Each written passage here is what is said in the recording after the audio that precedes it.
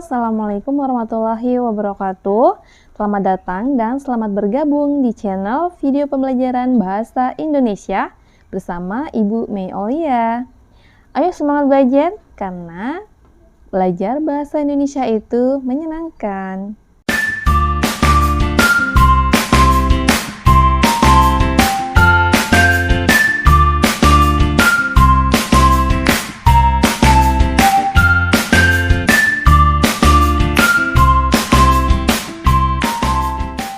Baiklah, sebelum kita belajar, marilah kita berdoa terlebih dahulu ya, menurut kepercayaan masing-masing. Berdoa, mulai.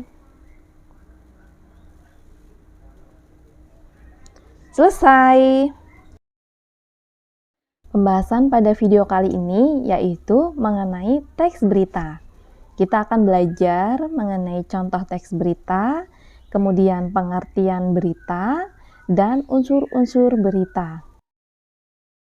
Sebelum masuk ke materi, kita simak dahulu tentang kompetensi dasar, yaitu yang pertama 3.1, mengidentifikasi unsur-unsur teks berita, dan yang kedua 4.1, menyimpulkan isi berita. Nah, tujuan pembelajaran pada hari ini yaitu siswa diharapkan mampu yang pertama menjelaskan pengertian berita, yang kedua mengidentifikasi unsur-unsur teks berita, dan yang ketiga dapat menyimpulkan isi berita. Terbayang nggak sih kalian jika mendengar kata teks berita? Pasti kalian membayangkan tentang koran, majalah, ataupun berita acara di televisi, ya kan? Tetapi kalian dapat dengan mudah mendapatkannya di portal berita atau di web di internet. Namun, tahukah kalian apakah itu teks berita? Lalu, apa saja yang ada dalam teks berita? Apakah hanya berita saja? Tentu tidak. Ada banyak hal di dalam sebuah teks berita. Apa saja? Yuk kita simak. Baiklah, terutama kita akan pahami dulu pengertian teks berita. Ayo, siapa yang tahu apa itu teks berita? Jadi, teks berita itu adalah teks yang berisi segala peristiwa yang ada di dunia. Nah, biasanya teks berita itu disebarkan melalui media seperti radio, televisi, koran, kemudian situs web internet, dan media lainnya. Dengarkan berita berikut ini ya, yaitu tentang peristiwa menjelang Lebaran. 10 hari menjelang Lebaran, pada hari Sabtu tanggal 15 bulan 11, pelabuhan penyeberangan Merak mulai dipadati truk. Truk-truk tersebut mengangkut barang non-9 bahan pokok, dalam kurung non-sembako. Tingginya arus truk dalam 2 hari terakhir berkaitan dengan adanya larangan melintas bagi truk non-9 bahan pokok atau non-sembako pada tanggal 21 sampai 25 November. Larangan tersebut berlaku bagi truk bersumbu lebih dari 2, truk bergandengan, truk tempelan, dan truk kontainer. Penumpukan truk bersumbu 2 tersebut seperti di Pelabuhan Merak menyebabkan antrean truk sebesar sekitar 100 meter dari pintu masuk kapal. Antrean terjadi di dermaga 1 hingga dermaga 4, tetapi antrean tersebut masih dalam batas normal. Antrean belum membeludak keluar area parkir pelabuhan. Akibat penumpukan truk itu, beberapa sopir truk mengaku harus menunggu sekitar 2 hingga 4 hari untuk bisa masuk kapal. Baiklah, itu tadi tentang teks peristiwa menjelang Lebaran. Nah, kita akan mencermati tentang unsur-unsur teks berita. Yang pertama ada pertanyaan. Peristiwa apa yang terjadi? Kemudian yang kedua, siapa yang mengalami peristiwa itu? Yang ketiga, di mana peristiwa itu terjadi. Dan yang keempat, kapan peristiwa itu terjadi. Dan yang kelima, mengapa peristiwa itu terjadi.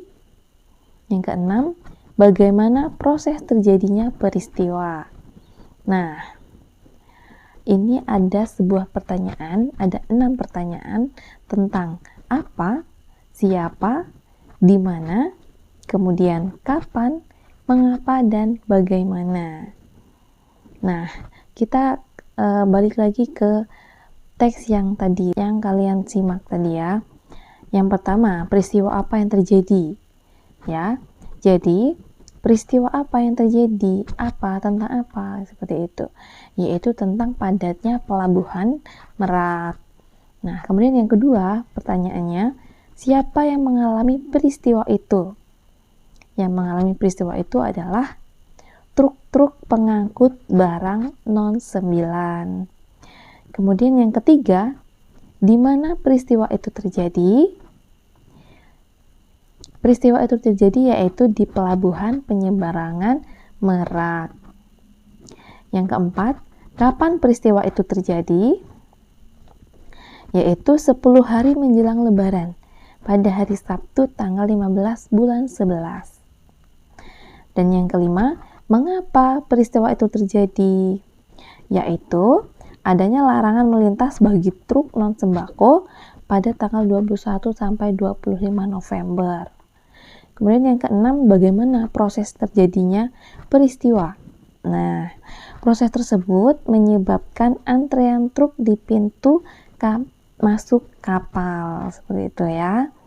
Nah, keenam pertanyaan itu adalah 5W plus 1H, yaitu what, apa, who, siapa, where, di mana, when, kapan, why, mengapa, dan how, bagaimana.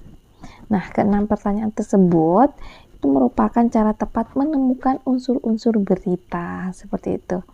Nah, keenam tersebut itu bisa disingkat dengan adik Simba, yaitu untuk memudahkan kita dalam mengingatnya. Apa itu tadi, ayo?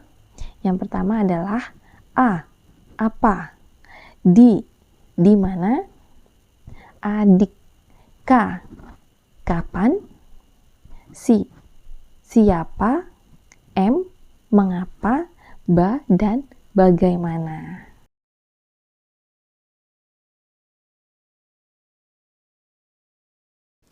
Selanjutnya yaitu meringkas dan menyimpulkan isi berita. Yang pertama, ringkasan berita. Perhatikan teks berikut, yaitu merupakan ringkasan dari berita tentang kondisi pelabuhan Merak menjelang Lebaran. Teks tersebut disusun berdasarkan unsur-unsur pokoknya. Sebagaimana yang kita telah ketahui bahwa unsur-unsur berita dapat kita pahami dengan cara mengajukan 6 pertanyaan. Apa, siapa, kapan, di mana, bagaimana, dan mengapa. Keenam kata tanya itulah yang dapat memadu kita di dalam menemukan unsur-unsur berita tersebut. Pentingnya mengetahui unsur-unsur berita itu akan memudahkan saat meringkas berita. Kemudian yang kedua, penyimpulan isi berita. Perhatikan pernyataan-pernyataan berikut. Pernyataan-pernyataan tersebut merupakan contoh kesimpulan atas suatu informasi. Adapun yang dimaksud dengan kesimpulan adalah kata-kata akhir dari suatu uraian. Di dalam kesimpulan harus memuat unsur-unsur berita dengan rumusan lebih ringkas. Dengan demikian, kesimpulan tentang isi berita harus memanfaatkan ringkasan kita sebelumnya terhadap pokok-pokok informasi. Pokok-pokok informasi tersebut dengan berpatokan pada rumus adik Simba. Selanjutnya, yang ketiga yaitu tanggapan terhadap isi berita. Perhatikanlah pernyataan-pernyataan berikut. Ketiga contoh pernyataan tersebut sebagai tanggapan terhadap isi berita. Adapun yang dimaksud dengan tanggapan adalah sambutan terhadap suatu ucapan. Isinya bisa berupa kritik atau komentar. Berkaitan dengan pemberitaan, aspek yang ditanggapi bisa berkenaan dengan isi beritanya itu sendiri dan kebahasaannya. Contoh yang A dan B itu merupakan tanggapan berkaitan dengan isi dan struktur berita. Sedangkan yang C berkaitan dengan aspek kebahasaannya. Mudah kan?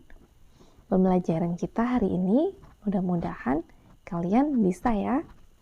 Baiklah, Ibu akhiri pertemuan kita kali ini. Assalamualaikum warahmatullahi wabarakatuh. Demikianlah pembahasan kita hari ini, semoga bermanfaat, dan buat kalian yang belum subscribe, silahkan subscribe dan tekan loncengnya supaya kalian mendapatkan notifikasi terbaru dari video saya. Terima kasih. Wassalamualaikum warahmatullahi wabarakatuh.